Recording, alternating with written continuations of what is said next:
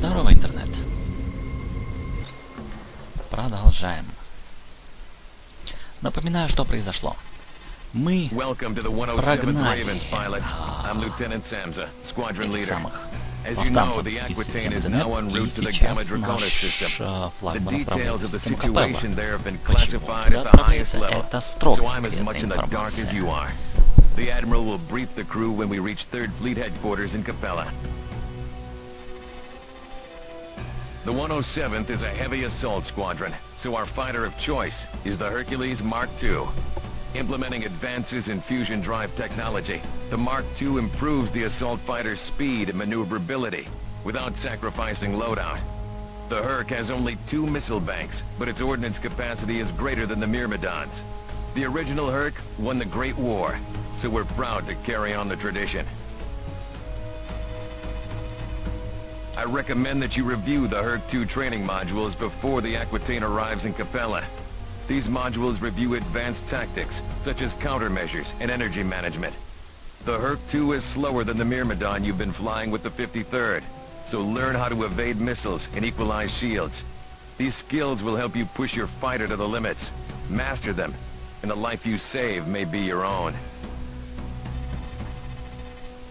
According to your file, you are now authorized to use the GTW-5A Prometheus R, the GTM-19 Harpoon, and the GTM-4 Hornet missile. The Prometheus R is a retrofit of a cannon developed during the Great War. After the Alliance lost contact with Earth, we lacked materials required for mass production, so engineers developed this retrofit version. The Prometheus packs a bigger wallop than the Subak HL-7, but it will drain your power reserves with extended use. The Harpoon and the Hornet are both aspect-seeking missiles. While the Harpoon fires individual warheads, the Hornet launches a swarm of 4 projectiles, 8 if you're in double fire mode. The training modules cover the proper technique for firing aspect-seeking missiles, so be sure to review that section carefully. That's all for now, pilot. The Aquitaine will arrive in Capella in 4 hours. Welcome to Training Simulator Module TSM-107M, Advanced Qualification for the Hercules Mark II Heavy Assault Fighter. This module has been designed to acquaint pilots with communication systems, countermeasures, and aspect-seeking missiles. TSM units are approved for use as part of... Welcome to Module TSM-107M, pilot. Don't touch the controls until you are told to do so. You will fail this session if you do not follow instructions carefully. Let's begin with messaging. For Class A qualification, you learned how to call in a support ship to rearm and repair subsystems. Now, we'll show you how to give orders to pilots under your command. Our target for this simulation will be an Argo-class transport. Target the transport. Use your hostile targeting control. Good. Now you'll call in your reinforcements. Press the communications key to bring up the messaging window. Select reinforcements. Then, select the wing you want to call in. Epsilon wing is your only option, so hit the 1 key. Чтобы вызвать подкрепление, надо нажать C, 4 и 1. Классно, да? Well done. Confirm that you still have the transport targeted.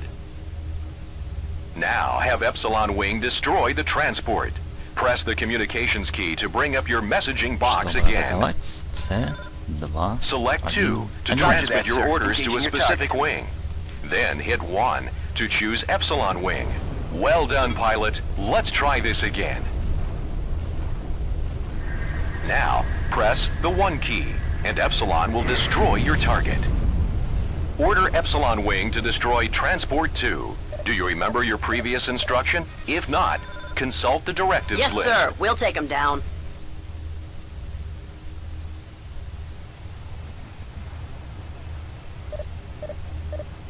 Good work. Be aware that fighter wings are less effective against larger targets. Bombers or vessels with beam turrets are usually required to destroy warships larger than cruiser class. Also note that reinforcements are not always available. and you will have authorization to issue orders only to specific wings and ships. Now, let's order Epsilon Wing to depart. Press the communications key to bring up the messaging window. Select 2 for Wing and 1 for Epsilon. Finally, press 0 for depart. Roger that, sir. See you back home.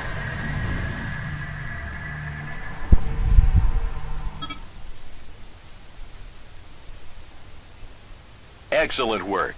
As you gain experience in combat, using the communications interface will become second nature.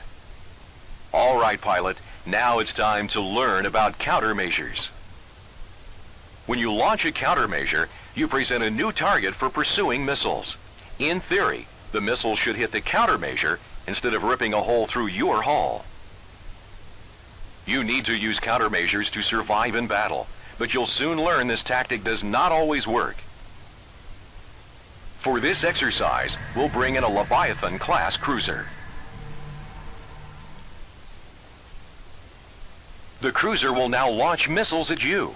Press the countermeasures key to evade the missiles. Immediately increase your forward velocity to maximum and move away from the pursuing missiles. Punch your afterburners to gain that extra burst of speed. A yellow triangle will appear on your HUD, indicating the vector of the missile's approach. Try to keep this indicated. When the missile is nearly upon you, launch the countermeasure. Listen to the beeping sound of the missile lock to gauge the distance of the missile. The quicker the beeps, the closer the missile. While launching countermeasures, turn your fighter hard in sharp movements. This will also help throw the missile off your trail. If you evade the missile, an indicator will display in the upper portion of your targeting reticle. This will alert you to the fact that you successfully avoided the projectile.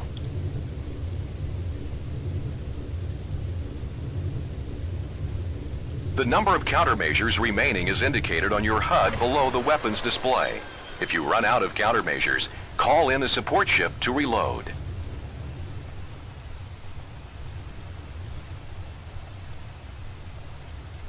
That's enough for evading missiles. Now let's practice firing them. Your Hercules Mark II heavy assault fighter is armed with 2 banks of harpoons. Unlike heat seekers like the Rockeye, you must acquire a lock on your target in order for an aspect seeker to home. However, the aspect seeker is well worth the effort because its homing ability is much stronger. If a heat seeker loses track of its target, chances are it will not reacquire lock. Aspect seekers, on the other hand, will track their targets until they detonate. Transport 3 is now entering. Let's take this opportunity to learn another targeting control. You have a reticle targeting control that will acquire the nearest object inside your reticle. Maneuver your fighter so that my ship is centered on your HUD. В первой части этого не было. Space Instructor. Окей. Good. Now use the reticle targeting control to target my fighter. Well done. Now, target Transport 3 using the reticle targeting control. Make sure the transport is in the center of your HUD. Excellent. Now, let's see how you do with those harpoons. Notice the red indicator moving towards your target. That's the aspect triangle. Once it is moved onto your target, you'll see the lock indicator. This means your harpoons are locked and ready to fire. Now, fire 1 harpoon at the freighter. Note how fast the harpoon moves. This warhead delivers quite a punch. A round of harpoons can be fired every 3 seconds. Fire another round and note the countdown timer in your weapons gauge. The harpoon is almost useless if fired before lock has been acquired. That's a major distinction between the harpoon and the Rockeye. Now, unload your harpoons until you've destroyed Transport 3.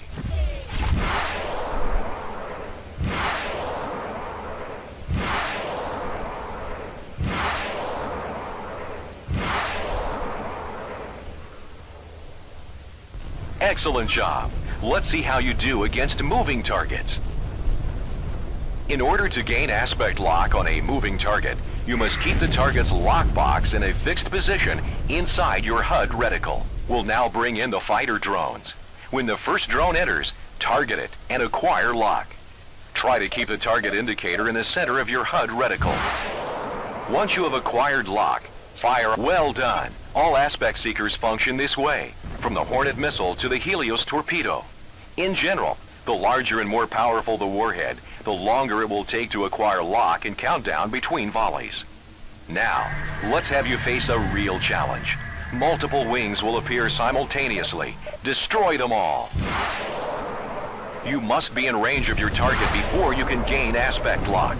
Hit your burners to intercept the drones.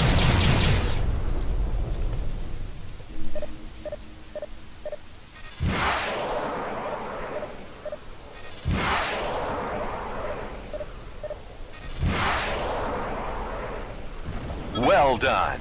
This concludes module TSM-107M. Engage your subspace drive to end this simulation.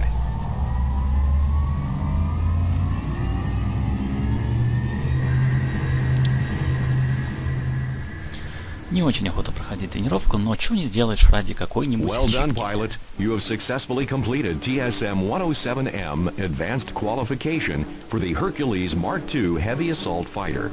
You are advised to proceed to Training Simulator Module TSM-107SE, covering shield management and the energy transfer system. Блин. Ладно, тогда я в этой серии не буду Welcome миссии to компании Training проходить. Simulator Module TSM-107SE, Advanced Qualification for the Hercules Mark II Heavy Assault вам Fighter. интересна тренировка, This приходите в module has следующем been видео. designed to acquaint pilots with shield management and the energy transfer system. Welcome to Module TSM-107SE, pilot. Don't touch the controls until you are told to do so. You will fail this section if you do not follow instructions carefully. First, let's take a look at the gauges and controls for your shield system. The Alliance acquired shielding technology from the Shivans during the Great War. Shield systems have been standard on Terran Vasudan fighters and bombers for over 30 years. Your shield system generates an energy shell that protects the hull of your ship from primary fire and missile blasts. As they absorb damage, your shields will weaken. However, your fighter will automatically regenerate its shields over time. Your shield integrity gauge is located in the lower right of your HUD.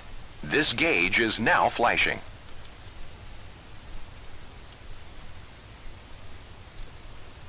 Your shield is divided into four when a shield quadrant sustains damage, the corresponding section of your shield integrity gauge will flash. Observe. Note the front of your shield is flashing as if you've taken a hit. Observe how the gauge changes as your shield sustains more damage. When a shield quadrant has been destroyed, all damage on that quadrant will impact the hull of your fighter. Your shields will regenerate themselves automatically. Let's accelerate this process to save time. Now observe as the front quadrant of your shield repairs itself to full strength.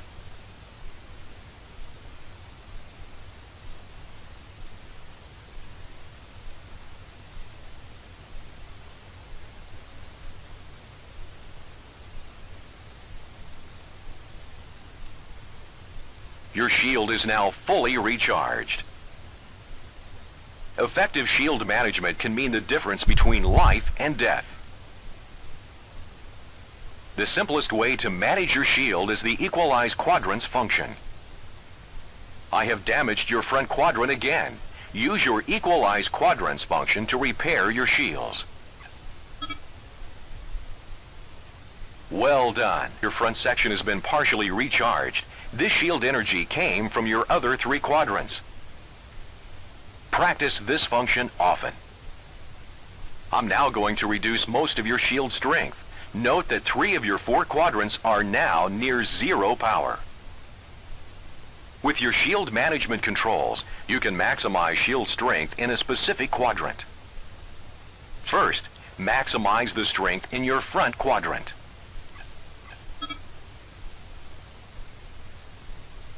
Well done.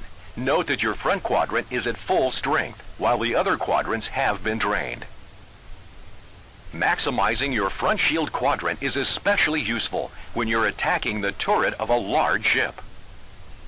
Now I want you to maximize your rear shield quadrant.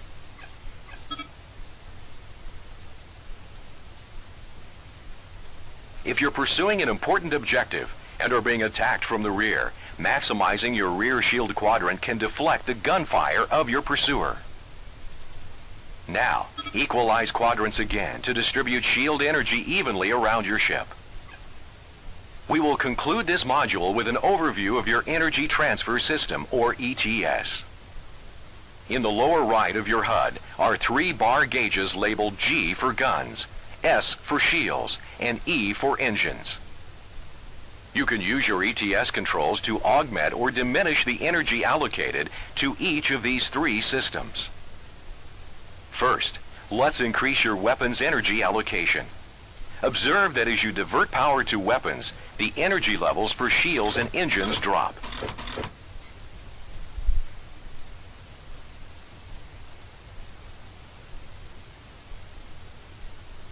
The more energy diverted to weapons, the faster your primaries will recharge. Your weapons will not inflict greater damage at higher ETS levels. High-energy cannons, such as the Prometheus, can quickly deplete your weapon reserves.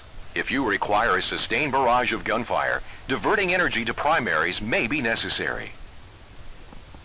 Now, let's increase your shield allocation.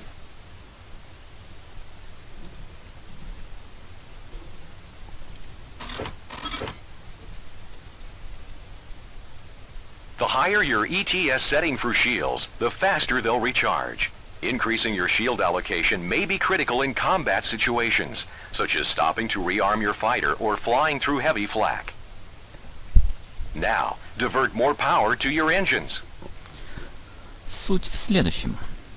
Больше энергии на щиты, быстрее перезаряжаются щиты, больше энергии на оружие, быстрее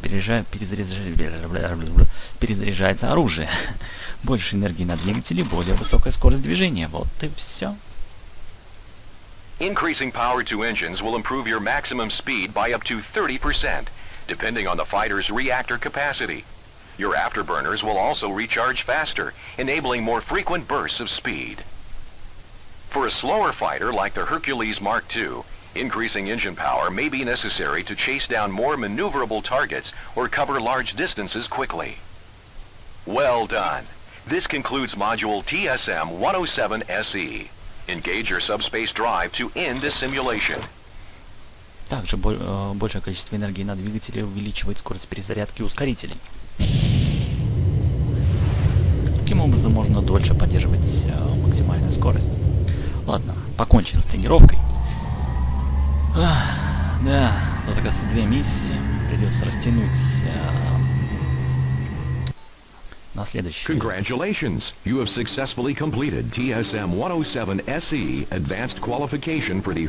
Не буду уже в этой серии играть миссию компании, чтобы... Пусть тренировки все будут в отдельной миссии. Короче, продолжим в следующем видео.